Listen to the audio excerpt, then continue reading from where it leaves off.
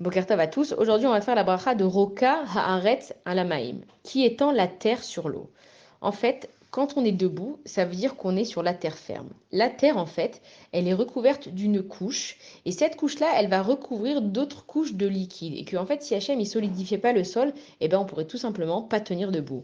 Et quand on a une croûte de sang et qu'on va la gratter, qu'on va l'arracher, alors ça va saigner. Et en fait, la croûte terrestre, c'est exactement la même chose, ça veut dire qu'elle retient le liquide et que quand il y a des tremblements de terre, en fait, c'est quoi? C'est qu'il y a les différentes plaques qui bougent, qui se cognent, et ça crée soit, si c'est en plein milieu de la mer, ça va créer des tsunamis, et si c'est en plein milieu de la terre, ça va créer des tremblements de terre. Et en fait, de là, on nous apprend que la terre, elle est constamment en mouvement, en ébullition, il y a du feu, le noyau central, il est constitué de magma, bon bref, de feu et tout.